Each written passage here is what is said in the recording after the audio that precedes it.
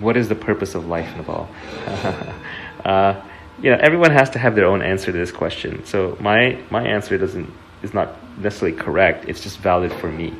It's not valid for you. So what's interesting is more to explore the question than to try and come up with an answer to the question. Kapil Gupta and I have talked quite a bit about this, and the conclusion that I've sort of come to for myself is, I'm not answering your question directly, I'm answering a little indirectly, is when I try to think about what I want to do these days with my life, and I'll be the first to admit that I have a luxury that the rest of you don't, or many of you don't, which is I have money.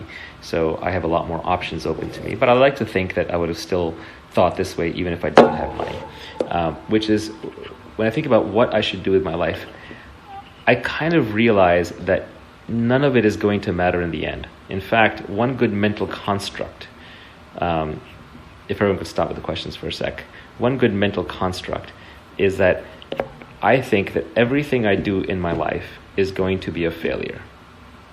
Everything I do is going to be a failure. And I'm being deliberately provocative because I'm trying to catch your attention to deeply think about this. The reason everything I do is going to be a failure is, one is on the material level, on the physical level, I'm going to die. And when I die, I won't care. I've been under general anesthesia. There was life before. What was life like before I was born? I just didn't care. In those situations, you don't care. So when you die, you don't care about anything anymore. So in that sense, everything you've accomplished, you don't take anything with you. It's a failure. There's a second sense in which it's all guaranteed to fail, which is, even if you believe in ideas and memes and progeny and legacy, well, eventually the Earth will fade away. And after that, the solar system will fade away. And after that, the galaxy will fade away. And then the universe will end.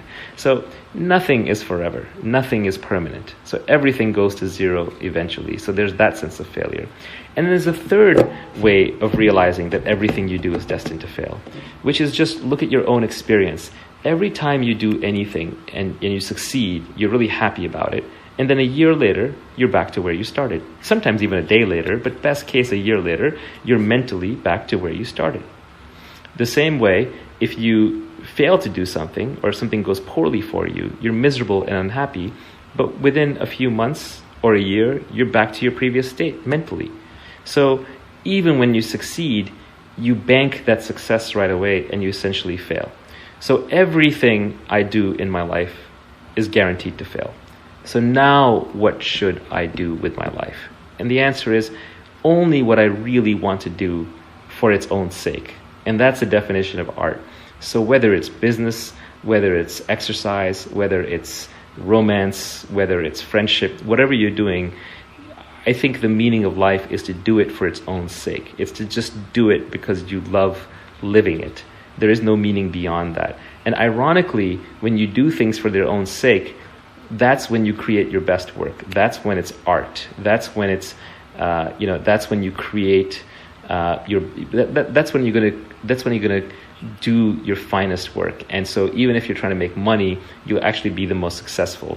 The year in which I sort of generated the most wealth for myself, even though it hasn't paid out yet, I can tell just in terms of I accomplished the most, I created the most value on an economic basis, was actually also the year in which I worked the least hard. But it was the year in which I cared the least about the future. It's where I was mostly just doing things for the sheer fun of it, where I was basically telling people I'm retired, I'm not working, and then I had the time to put into whatever was highest value in front of me, and by doing it for its own sake, I did it at its best. So I don't know if that answers your questions about meaning of life, but that is one way in which I think about it. There are other frames that I use. There's probably about 10 different frames that I'm using at all times to think about my life, but that is a recent and powerful one.